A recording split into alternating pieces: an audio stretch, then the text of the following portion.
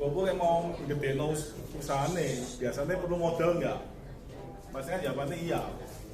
Tinggal kita tanya, modal paling gampang dapat utang, dapat modal paling gampang itu apa caranya? Pasti mereka kan jawab utang bank. Anggap mereka punya utang 5M. Berarti kan harus taruh jaminan, itu berupa apa? Sertifikat. Kurang lebih sekitar 7M-an.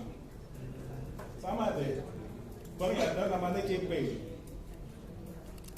Nah, pasti nanya, klien itu pasti nanya. CP itu client protection.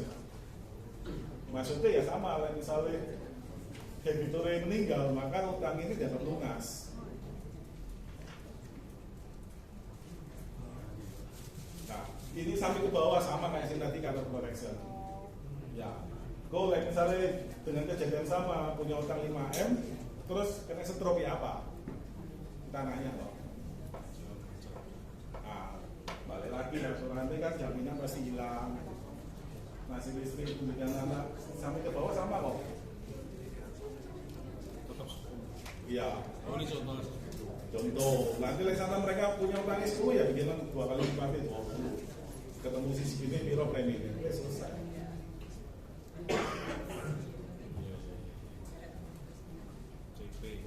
Ya, satu APC, satu DJP. Wes ini toh, kurang lebih sama. Tidak terlalu agak hafalan toh. Jaka aset ya sama. Hah? Jaka aset ya sama. Jaka aset tanya jawab ya. Iya. Kayak apa? Ada deh. Hah? Nggak ada. Jaka aset cuma hafalan toh. Itu mau dipelajari jam 2 loh nanti. Oke ya teman-teman. Terima kasih waktunya teman-teman.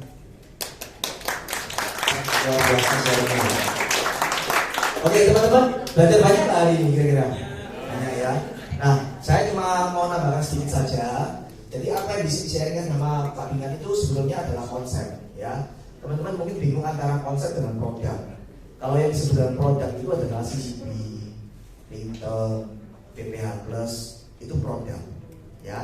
Nah, kalau yang disebut dengan konsep atau program, ya tadi program tadi apa? Proteksi KPR ya, terus business protection, program jaga aset, nah itu program.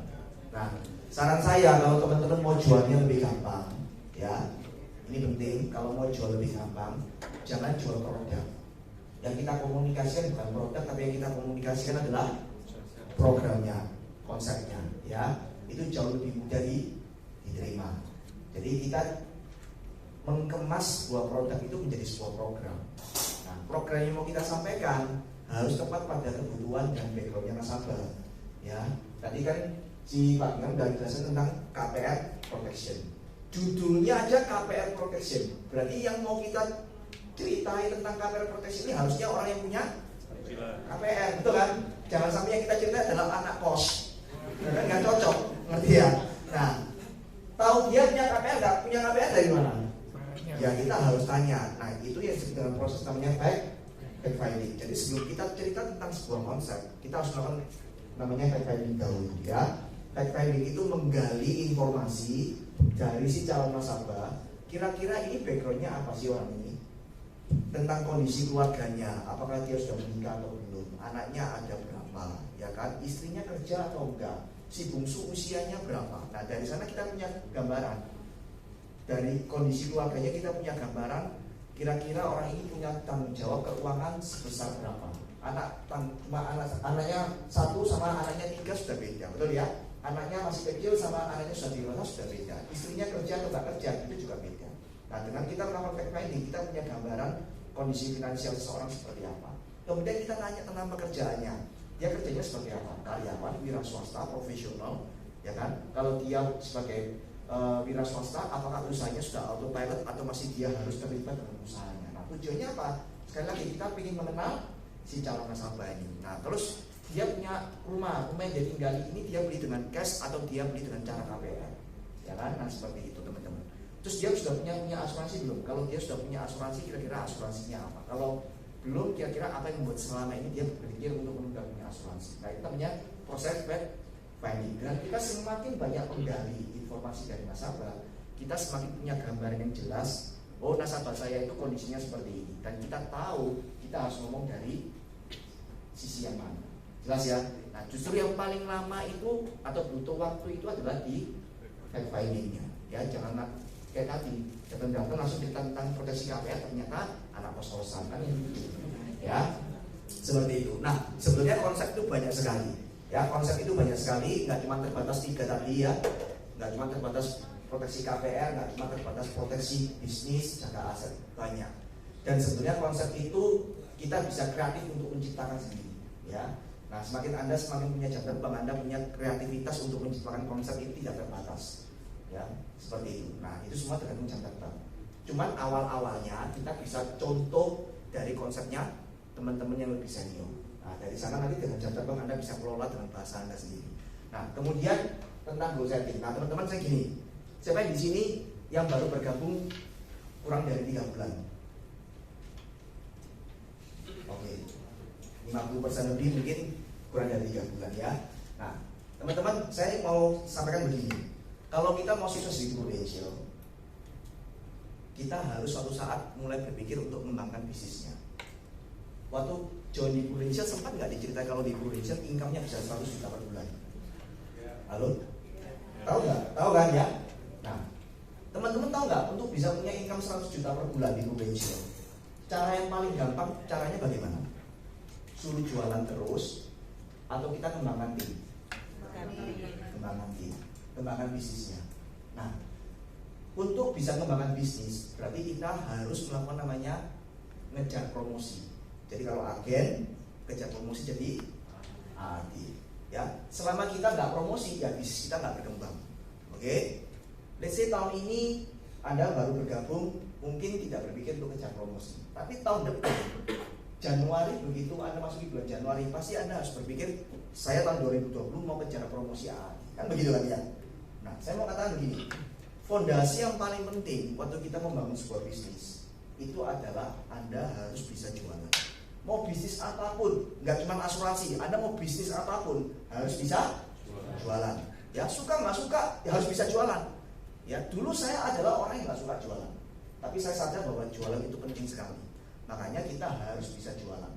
Nah, sisa 2 bulan ini adalah masa Anda belajar tentang jualan, supaya nanti Januari, begitu masuk Januari Anda tinggal lari, Anda sudah bisa jualan. Jangan sampai waktu Anda masuk Januari Anda masih belajar tentang produk, masih nggak ngerti-ngerti, masih belajar tentang presentasi, masih belajar tentang buat janji. Nah, masa belajar presentasi, buat janji, fact finding, HO itu Anda pelajari benar-benar di 2 bulan ini. Ya, supaya nanti Januari tinggal apa? Tinggal lari gitu loh ya. Kalau Anda Januari masih belajar yang basic-basic, Anda ketinggalan. Nah, 2 bulan ini betul-betul Anda pelajari semua itu ilmu-ilmu basic. Nah, masalahnya di Prudential ini tidak seperti orang kuliah. Kalau Anda mau belajar jualan, tidak bisa cuma ikut kelas, dengerin, nyatet, dihafalin, nggak bisa seperti itu. Proses belajar jualan adalah learning by doing. Nah, makanya 2 bulan ini Anda belajar dan Anda mempraktekkan, Anda harus jualan. Ya, betul-betul terjun di lapangan selama 2 bulan ini, ketemu sebanyak mungkin orang, supaya skill jualan Anda ini bertumbuh selama 2 bulan ini. Nah, supaya Anda terpacu untuk jualan, supaya Anda terpacu untuk aktivitas. Makanya Pak Pingan tadi ngomong kasih goal setting. Ya, kalau saya ngomong goal setting itu jangan langsung mikirnya oh goal setting itu harus goal setting promosi. Enggak, goal setting itu luas. Ya. Nah, khusus 2 bulan ini Anda kasih goal buat pribadi masing-masing. Misalkan goal kecil-kecilan. Saya ingin punya income selama 2 bulan ini bisa punya income 3 juta. Nah, tadi Pak Pingan udah kasih ini kan dulunya 40 juta identik income 1 juta. Berarti kalau mau income 3 juta, omsetnya harus berapa? 120. Nah, coba challenge sampai akhir tahun saya bisa 120 juta. Misalnya seperti itu. Ya, bukan lihat 3 jutanya. Mungkin 3 juta besar kecilnya kan relatif. Setiap orang kan beda-beda nilai 3 juta besar kecilnya. Tapi itu sebagai challenge buat Anda apa? Kalau saya kejar 120 juta, saya achieve. Coba bayangkan ya. Waktu kita kejar 120 juta API, Anda kan butuh ketemu orang. Ya, anggap aja satu nasabah closingnya 10 juta. Berarti Anda harus closing berapa nasabah? 12 nasabah, betul ya? Supaya bisa 120 juta habis. Kan nggak mungkin kita ketemu 12 orang semua closing, betul kan ya?